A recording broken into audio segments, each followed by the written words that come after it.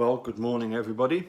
I'm going to be asking for your help and assistance in a particular matter, but I'll get to that in a wee while. First of all, two messages from Mr. Ken Kratz. I'll read them for you. So message number one, that was in reply to what I'd written to him. He wrote this. You claimed that you are not suffering from confirmation bias, ? Please describe the difference in explanation from Farrak's book and my book regarding Andy Colburn reading the victim's license plate on 11/3. Which of the versions do you feel is backed by evidence and which the product of deceptive editing? ? Okay, so that was his reply to me, asking me a question. So that's what I'm going to ask your help with. But I'll get to that in a moment. So my reply was, Dear Ken, thanks again for your message. You know that in over 3.5 years, I have indeed suffered from investigation bias. It is true that I watched a documentary, and Netflix is an entertainment channel first and foremost. But you know, having spoken with Robert Herman, and by the way, I have him to thank for directing me towards the Facebook support groups for Stephen and Brendan. I wouldn't have known about them had it not been for Robert, thank you. I have dug deeper and deeper into the documents, the photos, or should I say lack of, and the actions of your lead investigators. My suspicions of wonkiness have indeed been confirmed. It's interesting that haters often refer to truthers as being members of a cult. In fact, we come from a wide social and political spectrum, and we can all see the kind of corruption that prevails in Wisconsin. Of course, we await with interest to see if Mike Griesbach and Andy Colburn can garner any support for their civil suit.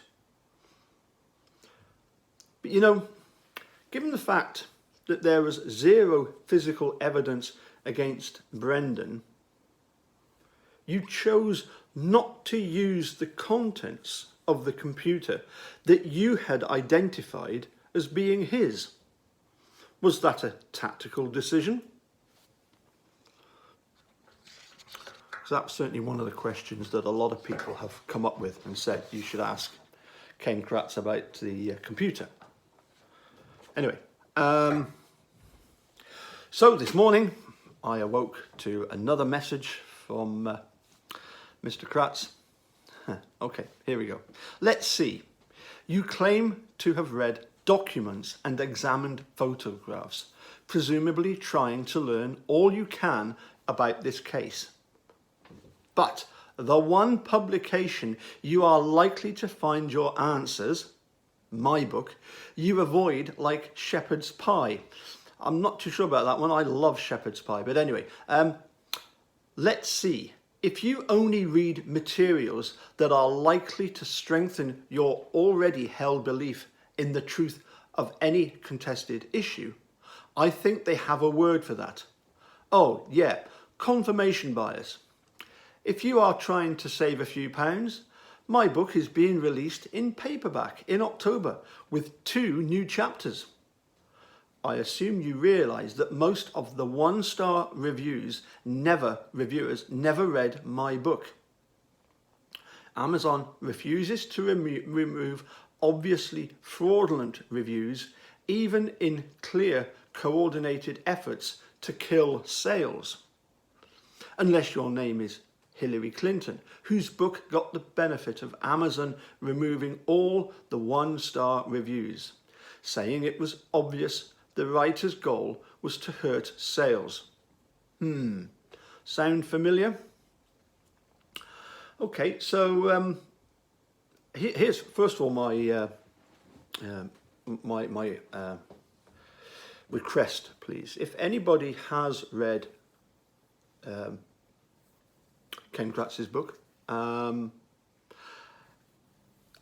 like to know what you thought of it. You know, but in a proper sense. You know, give it a proper review. You know, praise bits if there's anything that's worth praising.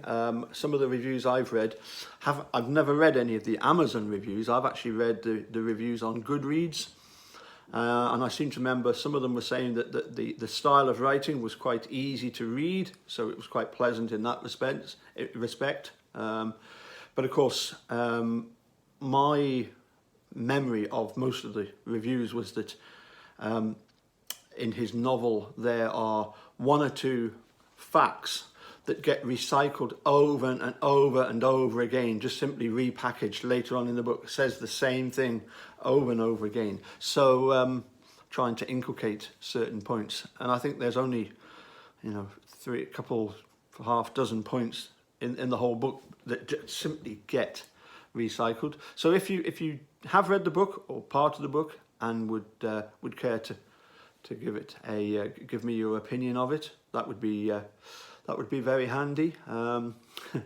It's clear that Ken is keen to try and get as many people to buy his book for